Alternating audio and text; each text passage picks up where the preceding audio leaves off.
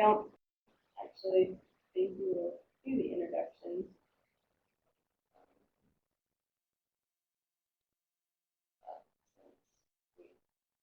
We are. But just the agenda for our particular one, and it shouldn't take as long as the previous workshop.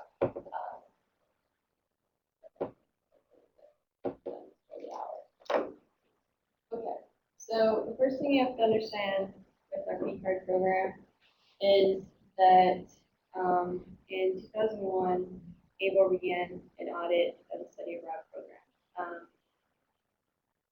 or the study abroad office. And while it was, I believe, the whole office that was examined,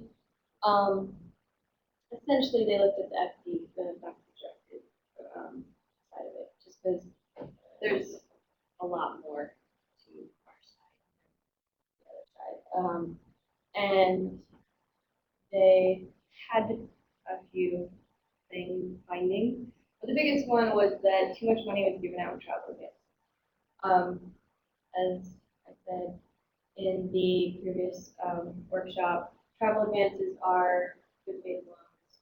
So when you give out an $80,000 good faith loan, that's a lot of money. And when they are not, the receipts and everything are not brought back and reconciled for 3 to 6 months, that's a lot of money that's out there. So ABOR said that that can continue. So there are a few ways that we now reduce the amount that faculty directors are given in their advances, or anybody is given in their advances. And the biggest one is that we pay as much as we can directly. And it's just easier for you faculty directors, and because you don't have to worry about paying it, you don't have to worry about processing those payments while you're there on the ground and doing all of that. But on top of that, it means your money going down. And it also, the individual travel items on group travel claims are now only advanced at 75%, which was a change. And then again, which is over here, the SEO declining P cards. So people might not want a P card and don't particularly understand why we have to do this. We have to do this because ABOR said, and we're told because that's our job. But it has actually proven to be effective. The pilot program was summer 2013. There were 10 programs, 9 people. And then last year's program, in the 2 years that it's been running, our average is around $40,000 that we reduced travel advances. For summer 15, if all 17, 20 people who are slotted to potentially get a P card, it would be exponentially higher. We haven't had that number of travelers before. And then the way it's determined if the program has to have a P card. Again, it's why it's really important to fill out that side of the budget with your coordinator. If the amount budgeted for the travel advance, excluding per diem and any group meals, is over $5,000, the person with the group claim, which is generally the faculty director, has to have a P card. Any traveler with a group claim, because these are on group claims, can opt into the P card program if you just don't want to have to carry around money and you would rather have a card. I'm more than happy to opt in, but the people with over 5,000 have to have one. The entire amount does not have to go on the P card. The goal of this card is not to be obtrusive and disruptive to the program. it to make things easier and to reduce the advance. So, when it's determined that you are a P card person, you'll work with your coordinator to see which expenses can easily go on the P card and which ones need to be paid in cash. The only reason a program would not be issued a P card if they meet these qualifications is that they have submitted a written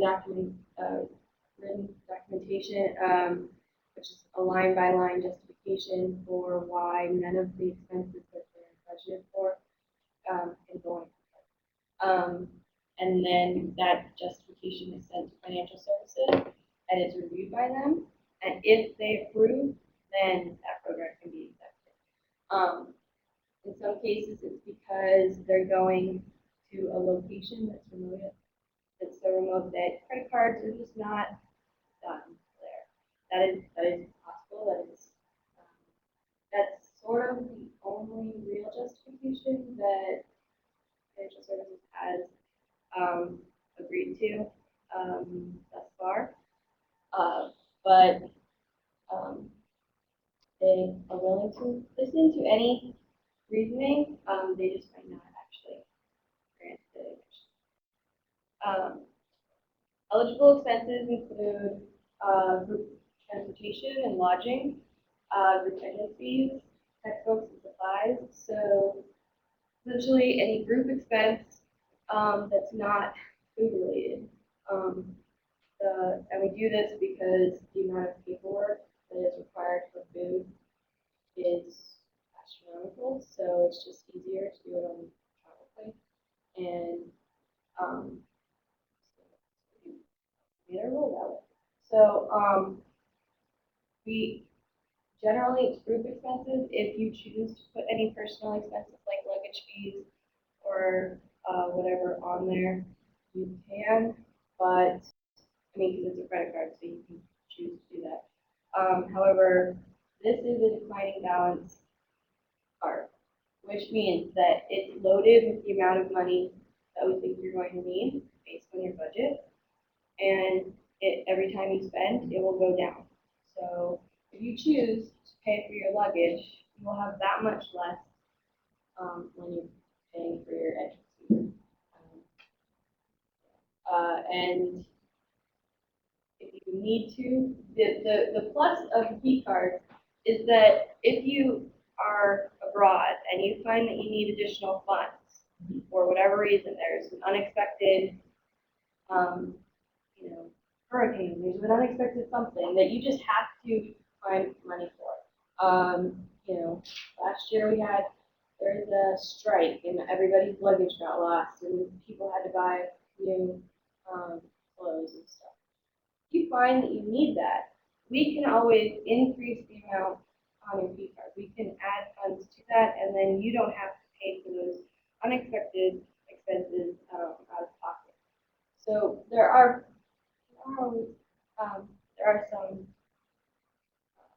pluses to having a P card. But in its default setting, it will be whatever we have budgeted that you're going to put on the P card. That's what it'll get loaded with. Obviously, we'll give you a little bit of wiggle room in case your exchange rate turns unfavorable to what we budgeted, but generally, it's exactly what we budgeted. If the P card is only going to be active for the dates of the program, so you can't use, you can't just use it for other expenses. If you are traveling before or after and you want use it to buy goodwill items or supplies for the program or whatever, you can't use the card until the program. The card will only work at approved merchant categories. So, and this is kind of hard.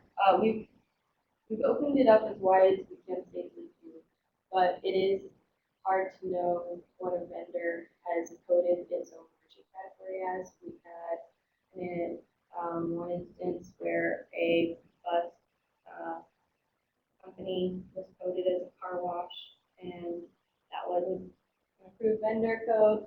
So they were having trouble paying.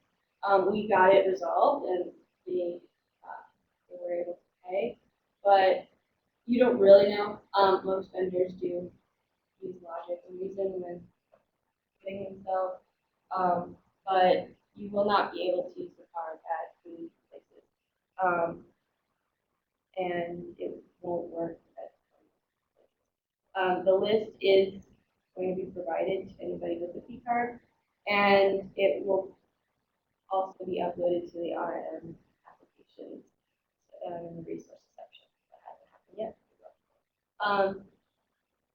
And you will also be given a list, like you are with your travel claim, an itemized list of how we arrived at the number on the card.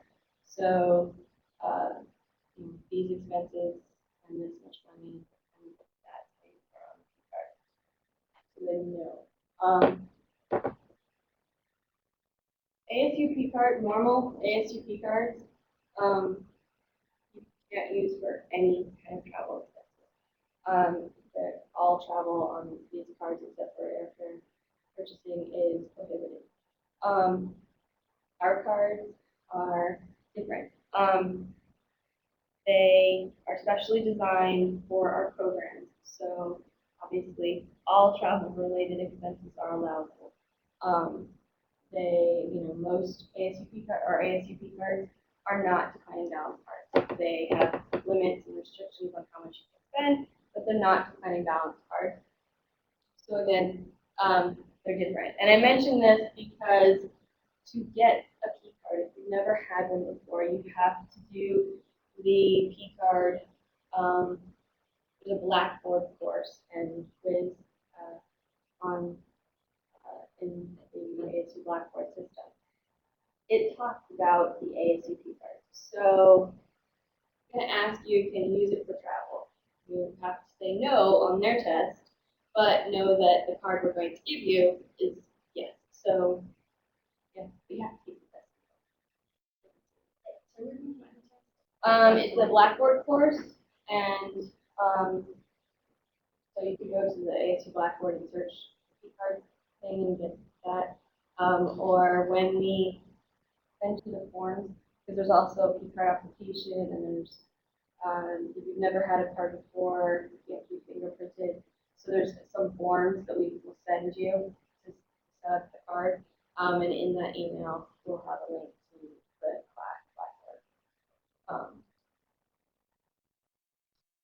Yeah. So these are examples of expenses that are not allowed on the ASU card, but that are on our card. Okay, so to get a P card, and again, you'll get an email with all the, you have to fill out the application, and I will actually have it mostly filled out for you. There's just a few highlighted places that you have to fill out. It asks for a password for mother's maiden name. I'm letting you pick that one. But in general, all of your pertinent information has been filled out and you just have to sign it. You have to complete the online training, and it is not been done. So there's a form for that. But all of that will be emailed to you. The P card is sent to SAO and then given to you when you sign your pre-trip travel plan. I will do all of the calling, activate the card, and all of that. So when you get it, the program starts the next day, it will be activated.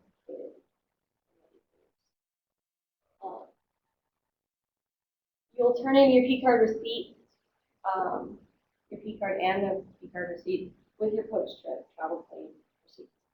So, and if you have a P card, you will use the group/P card reconciliation form, and there's a section at the bottom of that form for your P card expenses. So you just fill them in there. And that way you don't have to pay for new form. And anyone receiving a P card will have a group claim, which is why anybody who's not in, but only the people who are getting a group claim. In some cases, all group expenses, because just aren't any, are on the P card. So the person's claim is all individual expenses. They still have to have a group claim because group expenses are on the P card and they're using it for travel. So it is a travel group expenses group claim.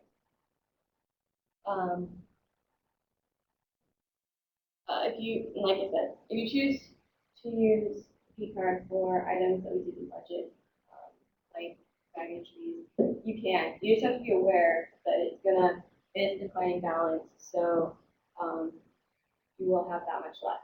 You know, $100 for luggage, you'll have $100 less for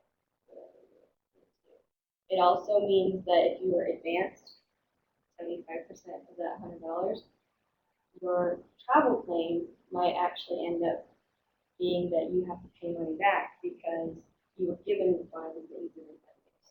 So, And so the student, I'm sorry, the students just end up basically without that money because you used it. yeah, On your people. yeah, or you'll have to pay it out of pocket, or you'll have to, yeah, you just have to be aware that that method of payment, it won't work for you have that much left. So yeah. The envelope that you give will show what we've allocated for every expense. That'll be helpful too, like you don't have Yeah, but you are given an itemized list of these expenses we've allocated and you have been advanced funds for, and then these expenses we budget on the P card, and you know your P card has this much. So you're clearly given that and you see it. So it's just if you choose to use the P card differently, you just have to be aware of the amount that you have. we're not saying that's how amazing that is. This is incredible. It sounds like you do a huge amount of work behind the scenes. All right, then. You have any more questions?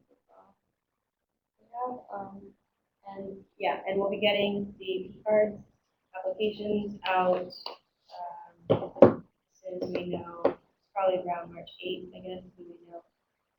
March 8th is a Sunday, so that week sometime, when we know the programs that are going, and then we'll try to get the cards as quickly as possible, so.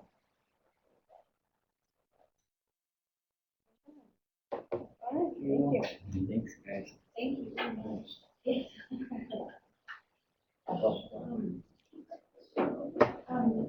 So can you take that paper and just